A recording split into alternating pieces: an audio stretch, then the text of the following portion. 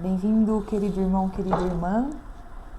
Meu nome é Cristiane, eu sou membro da comunidade Manuel, consagrada na Fraternidade de Jesus, e nós vamos tratar de um tema hoje, nesse ensino, a antropologia cristã segundo Edith Stein, a Santa Teresa Benedita da Cruz.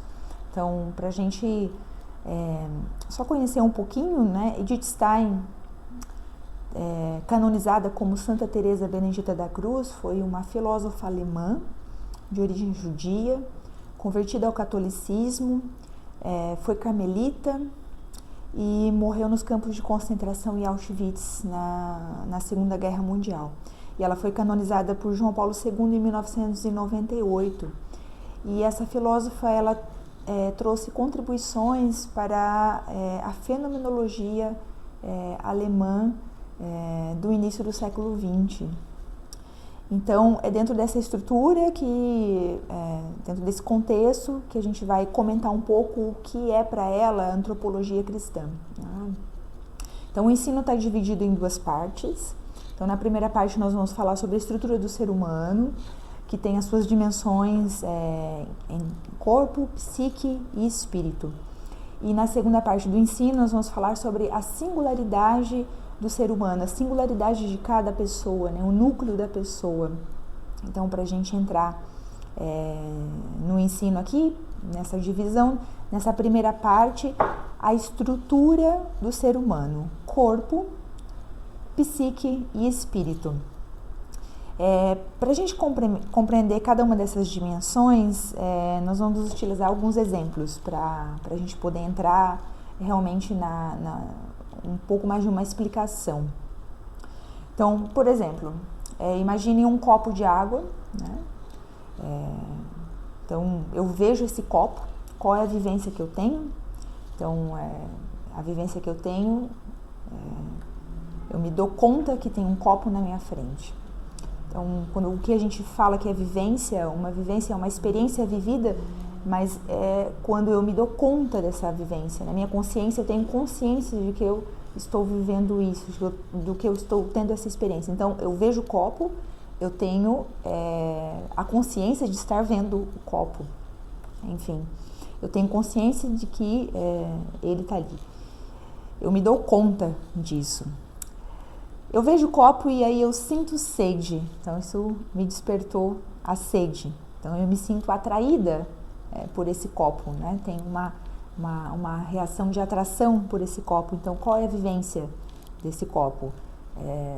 Qual é a vivência diante desse copo? Então, eu tenho sede, a dimensão física e psíquica. Então, a sede que me atraiu a esse copo. Então, eu me sinto atraída a essa dimensão psíquica. Eu sinto algo interiormente que me faz querer ir até esse copo e me desperta essa sede. E eu vou querer até pegar esse copo. Então, essa atração seria a dimensão psíquica. Mas eu vejo o copo, eu me sinto atraída por ele, mas esse copo não é meu. Esse copo é de um colega, de um vizinho, e eu avalio, poxa, eu não posso simplesmente pegar o copo e tomá-lo.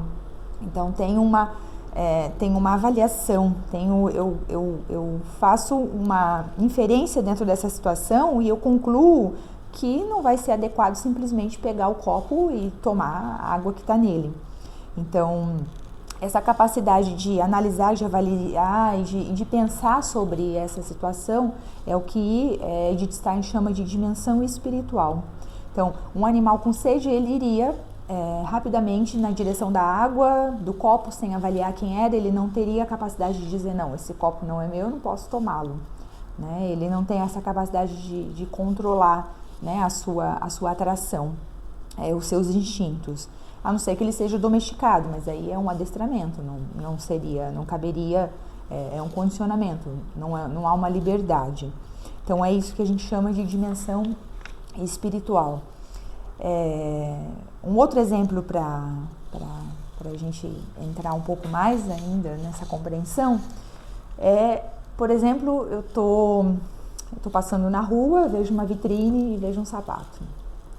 E eu vejo o sapato e gosto, então tem a reação, né, a minha visão foi na direção desse sapato. Eu gosto dele, então o que eu faço? Eu tenho essa dimensão física da percepção. Eu percebo aquele sapato na vitrine, né, entra a dimensão corpórea, então a visão. E junto com ela, né, acontece ao mesmo tempo a percepção da atração. Eu me sinto atraída, eu achei o sapato bonito, eu gostei dele, então eu me sinto impulsionada a ir até a direção desse sapato, entrar na loja até mesmo, né? Então essa dimensão psíquica tem uma vitrine inteira, eu me senti atraída por aquele sapato específico, tem um modelo específico. Mas eu avalio que nesse momento, as minhas condições, eu não posso comprar esse sapato. Então eu consigo avaliar e não comprar o sapato, simplesmente. Então essa seria a dimensão espiritual, em que eu consigo ter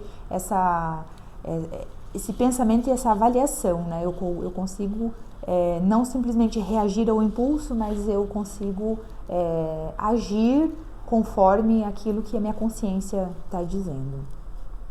Então, voltando um pouquinho para explicar um pouco mais, a dimensão física ou corpórea são todas as vivências ligadas ao corpo. Então, os sentidos, a percepção, a visão, a audição, o tato, o paladar. A gente poderia dar outros exemplos aqui para poder compreender isso, mas isso é o meu corpo, né? E quais são as percepções que o meu corpo tem, os sentidos que o meu corpo tem. A dimensão psíquica são as vivências psíquicas reativas de atração ou de repulsa. Então, isso seriam as emoções. Então, as emoções que eu tenho, eu sinto alegria, eu sinto raiva, eu sinto medo, enfim. Então, essas reações que acontecem comigo, elas são até involuntárias. Eu posso sentir uma alegria muito grande, eu posso sentir uma raiva, eu posso sentir uma tristeza, e isso é involuntário diante de algumas situações que me chegam, né? Então, elas são reações psíquicas que nós dizemos. E a dimensão espiritual é o que distingue o ser humano dos vegetais e dos animais. Então, no ser humano há um intelecto e uma vontade. Isso seria a dimensão espiritual. É a capacidade de refletir, avaliar, tomar decisões de forma livre e consciente.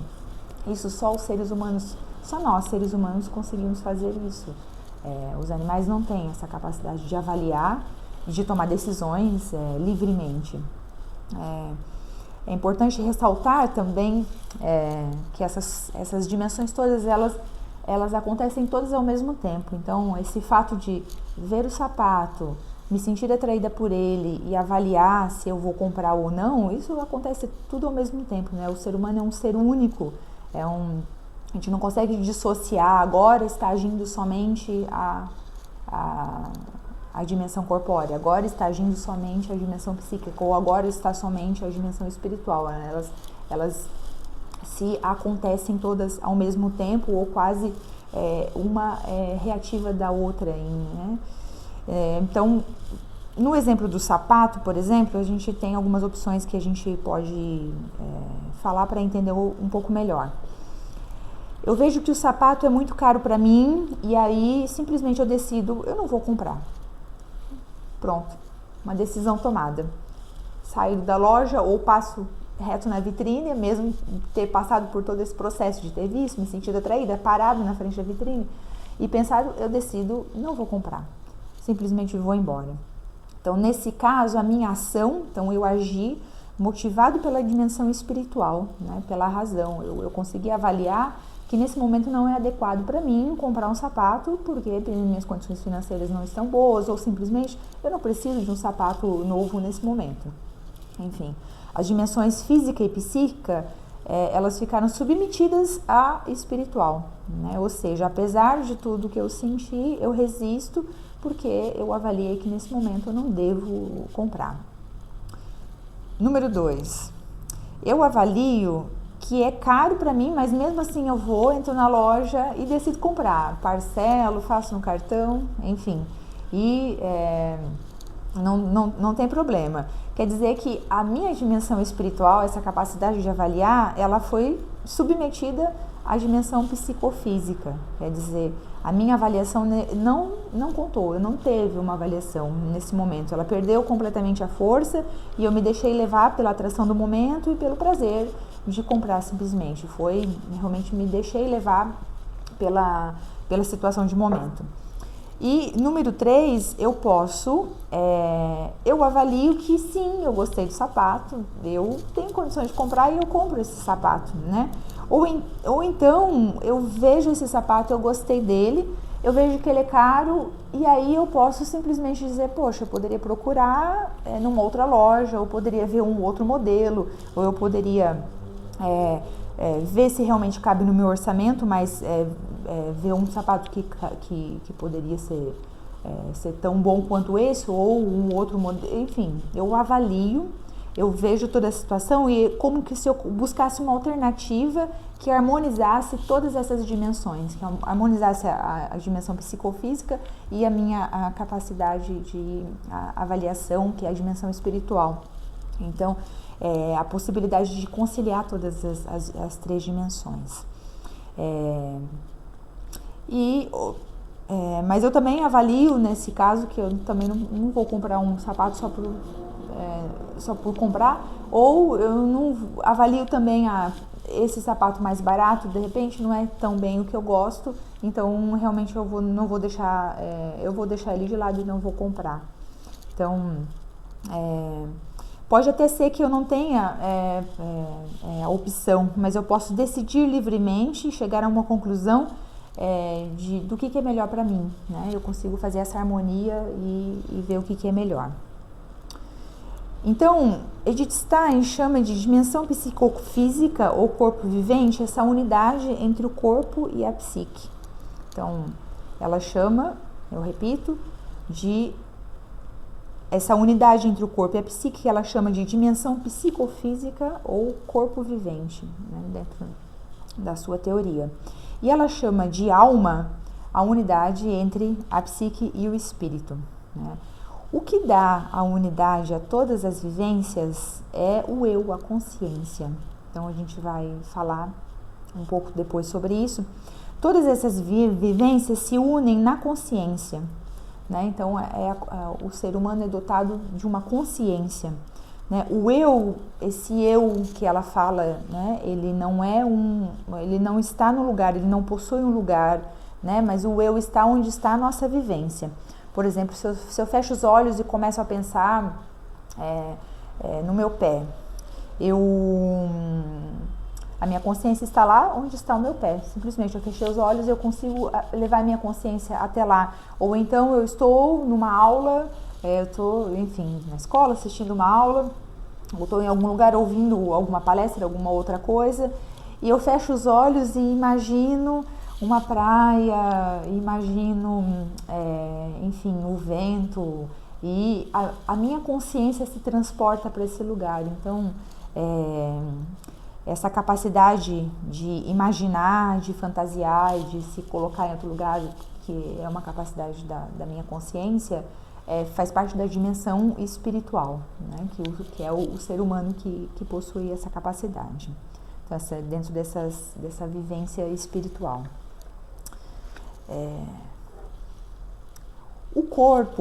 O nosso corpo, ele expressa, através do nosso corpo que se expressa o que está na nossa psique e no espírito. Então, dessa forma, da mesma forma que essas dimensões vivem em conformidade com o corpo. Então, a dimensão psíquica e espiritual vive em conformidade com o corpo. Edith Stein fala de um fluxo de vivências onde todas elas se encontram entrelaçadas. Então, a gente está o tempo inteiro com essas vivências, o tempo inteiro se dando conta, o tempo inteiro com a consciência agindo, reagindo ou simplesmente avaliando, não avaliando. Então, essas coisas acontecem como um emaranhado realmente de fios, assim, como se fosse até todas essas coisas entrelaçadas ao mesmo tempo. Não quer dizer que as coisas acontecem cada coisa no seu tempo, num momento não, elas estão, a gente está o tempo inteiro o ser humano tá tá com esse fluxo de vivências, o que ela chama de fluxo de vivência. Como exemplo dessa realidade, a gente pode falar da autobiografia da Edith Stein, né? Na sua autobiografia ela conta que em determinado momento da sua vida ela se sentia deprimida e o que ajudou a superar esse estado de ânimo, né, a superar esse estado de ânimo, a depressão, que é uma vivência psíquica, né, foi o contato com a música de Sebastian Bach, música clássica, e que a música clássica, né, a música de Bach nesse caso, ela é uma vivência espiritual, porque a música erudita é fruto da criação do espírito, né, é realmente fruto da criação, só o ser humano seria capaz de fazer isso. Nesse caso, portanto, o contato com a arte ou com algo que ela admirava e reconhecia o valor, nesse caso a música de Bach, foi capaz de transformar os seus sentimentos, né? Podemos dizer que a dimensão psíquica e até física foi transformada pela dimensão espiritual, então ela buscou alimentar a dimensão espiritual. Pode acontecer que o meu sentimento momentâneo seja tão forte que me impeça de viver o entusiasmo pelo contato com uma bela história. Pode ser que realmente esteja tão forte essa dimensão psíquica que eu não vou me sentir tocado, nem por algo que eu realmente valorizo. Não vou deixar isso realmente me transformar ou me penetrar. Nesse caso, algo belo pode chegar até nós, mas eu não sinto alegria, né? Então a dimensão psíquica, ela está governando nesse momento, né? Estou deixando essas emoções tomarem conta de mim. O nosso corpo também influencia no nosso estado de ânimo e de espírito. Então é importante a gente ver quando a gente está muito cansado, por exemplo, a gente às vezes não consegue tomar boas decisões, né? Então, quando o nosso corpo está doente, por exemplo, a gente fica mais vulnerável, mais impaciente, talvez, ou pode até causar um sentimento de depressão também, a doença. Mas também podemos, na doença, pela dimensão espiritual, encontrar um sentido para o sofrimento, né? Não se deixar abater pela dimensão psíquica, mas encontrar esse sentido. Isso acontece, por exemplo, quando é uma pessoa que está debilitada fisicamente pela doença, ela acredita que ela oferece o seu sofrimento por alguma causa ou por alguém, né? E até mesmo a gente pode falar dessa dimensão psíquica quando a gente faz um jejum, por exemplo. Eu ofereço esse jejum, né? Essa privação com o sentido de fortalecer o meu espírito. E nós buscamos a nossa santificação através disso, né? Então é para um crescimento pessoal, em função de uma ascese que nós fazemos isso, não simplesmente a privação do alimento. Então também estão ligados à dimensão espiritual. Nós entramos então em duas características importantes da dimensão espiritual. Então essas duas características são a vontade e a liberdade. Então a vontade, o querer, o que eu quero, né, implica numa escolha, e a possibilidade de escolher significa a liberdade.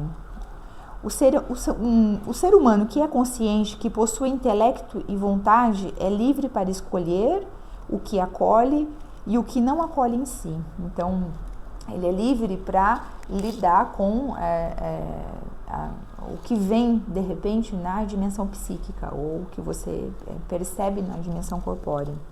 Em função disso, o ser humano é livre, então, para poder agir, né, diante de tudo isso pela dimensão espiritual. Mas essa vontade não é plenamente livre e ilimitada como no Espírito Divino, como em Deus, né? Porque a nossa vontade, ela está inserida no contexto dos condicionamentos do corpo e da psique. Então, a nossa dimensão espiritual, a nossa vontade não tá plenamente livre. O fato de podermos nos posicionar não significa negar que temos reações físicas e psíquicas involuntárias. Às vezes, realmente, a gente tem essa tendência, mas nós não podemos negar isso. significa que nós podemos aceitar ou refutar livremente aquilo que chega até nós. Isso sim nós podemos fazer. Nós podemos aceitar ou refutar aquilo que chega a nós e nossas próprias reações. Então, significa, portanto, reconhecer os condicionamentos e se posicionar aceitando ou refutando uma reação. Ou mesmo aceitando o fato de não conseguir refutar uma reação. Sendo assim, a liberdade no ser humano diz respeito a um livre posicionar-se que inclui os condicionamentos e não uma ausência ou negação deles. Nesse sentido, então tem uma citação de Edith Stein aqui, a liberdade humana consiste na possibilidade de cada indivíduo jogar com as determinações às quais está submetido, né? As dimensões físicas e psíquicas, e produzir ao seu modo singular e produzir o seu modo singular e consciente de viver.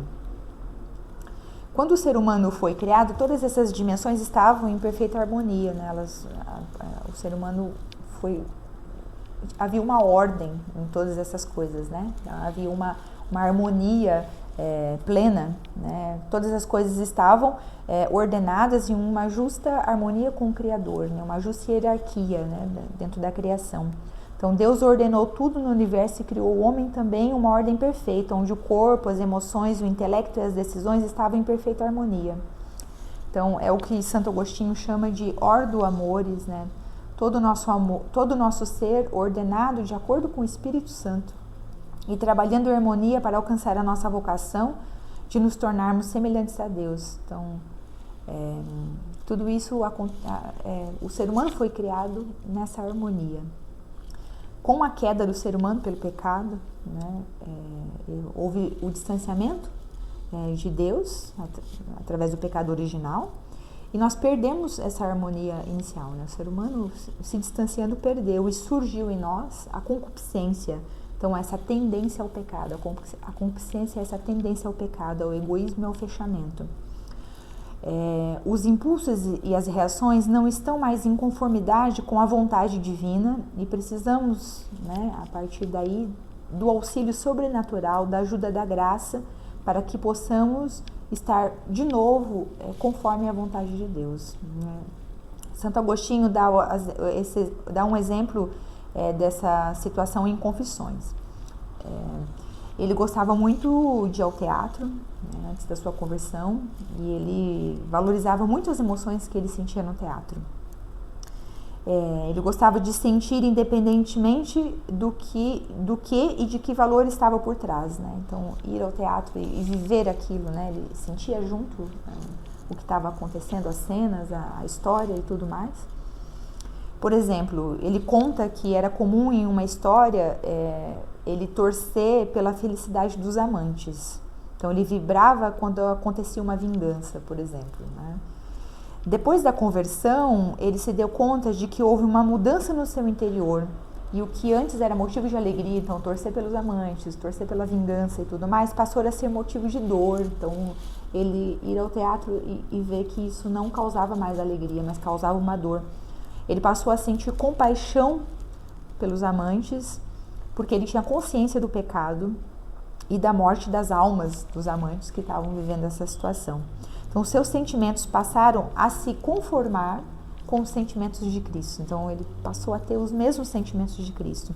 Então, na comunidade Emmanuel, nós falamos muito de enraizar o nosso coração no coração de Jesus, né? Para que o nosso coração seja semelhante ao dele. Então, a compaixão brota daí realmente, a nos deixarmos mover por esse amor de Deus, a nos deixarmos mover pelo Espírito Santo, a nos conformar, a deixar a graça trabalhar em nós, para que o Senhor nos transforme, nos restaure e o que o pecado original acabou causando de desorganização em nós. É importante, então, a nossa vida de oração para poder crescer na santidade e crescer nesse abandono ao Espírito Santo.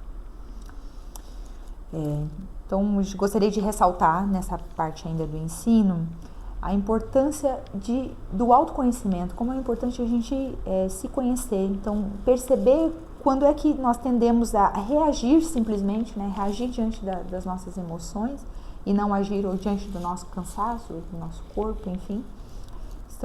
Estamos colocando em prática a liberdade dos filhos de Deus ou estamos sendo vítimas e escravos das nossas paixões e reações, né? Edith Stein, que tanto buscou a liberdade na juventude, ela até deixou, na juventude ela deixou de lado a prática religiosa da mãe, que era judia, e mais tarde ela chegou à seguinte conclusão: só quem se une ao amor de Cristo se torna verdadeiramente livre. Então, para nós, o caminho de santidade realmente é se unir a Cristo, é se conformar a Ele. Ele é o nosso modelo, é Ele que nós devemos buscar, né, nesse estado de perfeição. Na segunda parte do ensino agora, nós vamos falar sobre a singularidade e o núcleo da pessoa. Então, como nós vimos nessa parte da estrutura do ser humano, nessa parte da estrutura se fala daquilo que é comum a todos os seres humanos. Mas quando a gente se encontra com uma pessoa, quando a gente se encontra com cada um, enfim, com uma pessoa, nós não nos encontramos com alguém, nós nos encontramos com características universais, né? A gente se encontra com uma pessoa, né? Encontramos com alguém que possui um nome, alguém que é único, que tem uma identidade pessoal, que a gente reconhece essa pessoa pela sua identidade. E Edith Stein fala que em todo ser humano há uma nota individual, uma marca pessoal que faz daquele ser humano um ser único e distinto de todos os outros. Deus nos criou assim, únicos, nós somos um. E segundo Edith Stein, essa identidade se encontra no centro da pessoa, no mais profundo do seu ser, em um lugar que não é físico, né? E esse lugar ela chama de núcleo, ou ela chama também de alma da alma, né? A palavra utilizada por Stein em alemão é Kern, né? K-E-R-N, que significa em alemão centro, né? Um ponto de encontro. Então, é o lugar do encontro conosco mesmo, né? Esse centro da pessoa, esse núcleo, é o lugar do encontro conosco mesmo, é lá que nós nos encontramos com Deus. Então, Santo Agostinho dizia que Deus não está na dispersão externa, Ele não está fora, na verdade, mas Ele está no mais profundo de nós, está na nossa interioridade. Então, uma citação de Santo Agostinho: Deus, íntimo meu, mais íntimo que o meu próprio eu. Então, é ali que Deus se encontra. No núcleo do ser humano está todas as potencialidades que cada um de nós pode desenvolver ao longo da vida, né?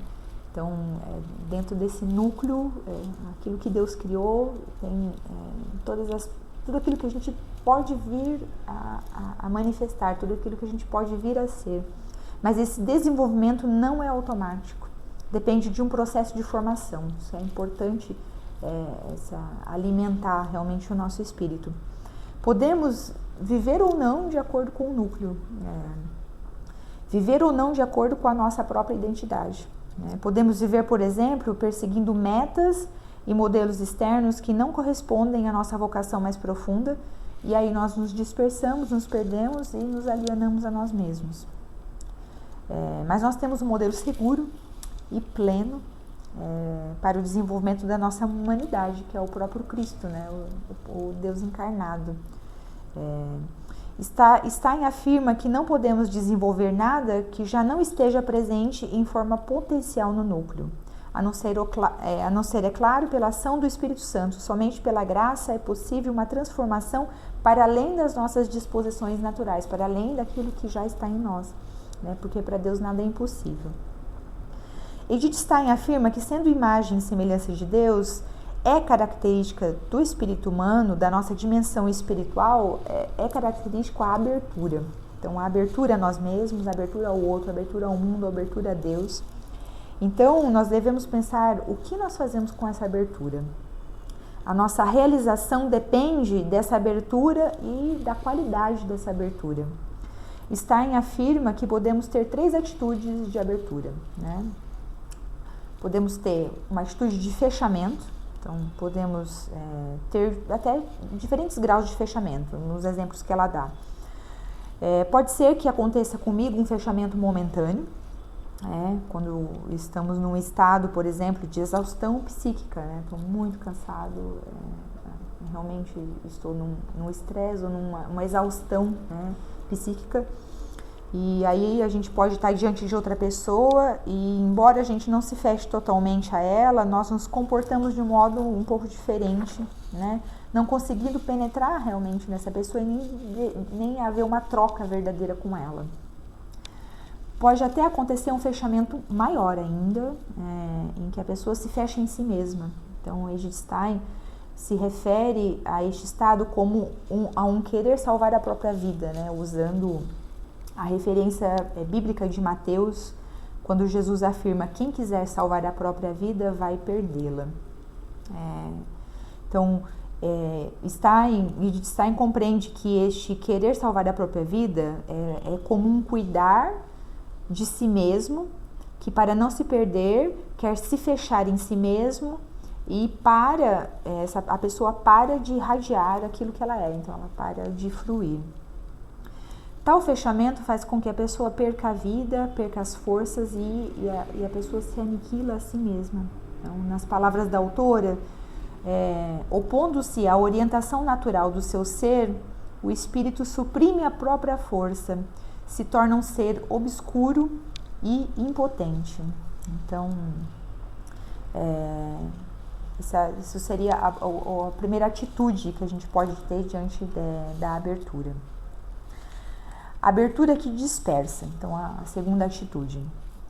Trata-se de um sair de si sem se conservar, quer dizer, atirar para todos os lados, né? Ou seja, um abandonar-se a algo ou alguém, se abandonar a uma criatura, por exemplo, que não pode acolher em si algo de espiritual. Ela realmente não vai poder me acolher, né? Isso tem a ver com as nossas idolatrias, né? Então, quando eu coloco todas as minhas fichas, eu deposito toda a minha confiança, toda a minha esperança em uma pessoa que não é o Cristo ou em alguma coisa. Então, a pergunta que a gente pode se fazer nessa situação é: a que ou a quem nós nos abandonamos, né? Em quem nós colocamos nossa confiança ou em que nós colocamos a nossa confiança, né? As nossas expectativas, o nosso ser, onde a gente se confia, a quem a gente se confia, né? Nesse sentido, a gente pode até se doar, mas a gente não vai ser acolhido, né? E, portanto, o que vai acontecer conosco é um esvaziamento, um dilaceramento interior e até uma perdição, né? Então, essa abertura que dispersa, que vai para qualquer coisa ou para qualquer pessoa, realmente é algo que é maléfico para o nosso ser.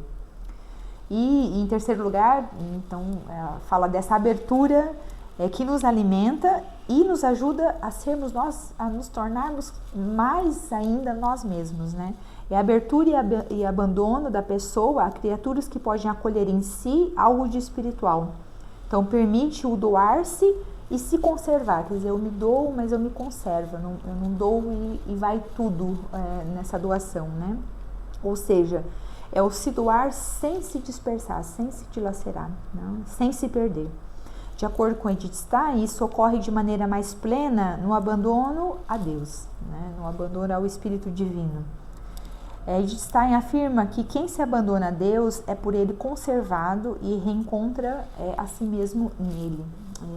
Então, ela afirma também que o doar-se a outra pessoa e ser acolhido por ela pode ser análogo ao se doar ao divino, quando este doar e acolher é feito em nome de Deus e por Deus. Então, quando a gente se doa para as pessoas, e a gente faz isso por Deus, né? A gente faz isso por Ele. A gente vê aí, então, o sentido da vida em comunidade, realmente, né? A comunidade cristã, a comunidade que é reunida em torno do Cristo, a gente faz por Ele, né? Então, esse doar-se a gente se conserva porque é nele, né? Nessa confiança nele que a gente se doa. A gente, então, pode se abrir ao outro, a gente pode se abrir ao irmão, né? Nesse abandono pleno em Deus. Então, para a gente fechar esse ensino, a gente ressalta aqui a importância, primeiro, na primeira parte do ensino, a importância de nós nos conhecermos, né? A gente conhecer a estrutura do universal do ser humano nos ajuda a nos conhecermos, a nós mesmos, e a identificarmos o que é que motiva as nossas ações, o que é que nos impulsiona, a que nós estamos abertos ou fechados, né? O que nos provoca as emoções, raiva, alegria, medo, enfim, tristeza, né? E o que é que pode nos ajudar a sair de uma situação de tristeza, de angústia mesmo, né? Então, nós devemos buscar esse autoconhecimento, né? Olhar para nós mesmos, e buscar os meios que nos ajudam a nos posicionar com maior liberdade e com consciência, né? Com maior liberdade e consciência diante disso. Então, uma pergunta essencial para avaliarmos uma situação, ou uma situação que vivemos, ou uma ação nossa, né? Como eu estou agindo, é se perguntar: eu agi por amor ou por ódio? Eu agi por amor ou por medo? Eu fiz por amor a Deus ou por amor próprio? Então, essas perguntas podem nos ajudar a avançar. E a importância também, a gente ressalta, de alimentar o nosso espírito, né, com coisas que vão realmente contribuir à nossa liberdade. Então, por exemplo, buscar leituras que nos ajudem, né, buscar contato com valores que nos animem, não coisas que vão nos destruir ou que vão poluir a nossa vida, a nossa mente, enfim, cuidar com as coisas que nós assistimos ou as leituras que nós temos. E também a nossa vivência cristã nos ajuda muito a nós nos conhecermos e a entrarmos nessa dinâmica da liberdade, porque nós temos os sacramentos, nós temos a palavra de Deus, né? Nós podemos fazer o louvor todos os dias. Então, essas pequenas decisões que nós tomamos a cada momento, é isso que vai nos formando, que vai nos fortalecendo, que vai nos fazer entrar nessa dinâmica de liberdade e vai nos fazendo sermos cada vez mais conformes o próprio Cristo. E vai, na verdade, nos aproximando daquilo que nós somos, né? Aquilo que realmente Deus nos criou, aquilo que está potencialmente dentro de nós. E vai nos distanciando daquilo que está realmente só superficial na nossa vida, né? A gente vai entrando numa vida interior maior também. Então, desejo a você que esse ensino possa realmente te ajudar e possa nos ajudar a nos conhecermos, a nos abandonarmos em Deus e a não termos medo de nos posicionarmos diante das nossas reações, buscando essa liberdade, buscando a santidade, que é o desejo que todos nós temos de sermos iguais a Cristo. Então, eu convido você a gente fazer essa oração que nós rezamos todos os dias. Jesus, manso e humilde de coração, fazei o meu coração semelhante ao teu.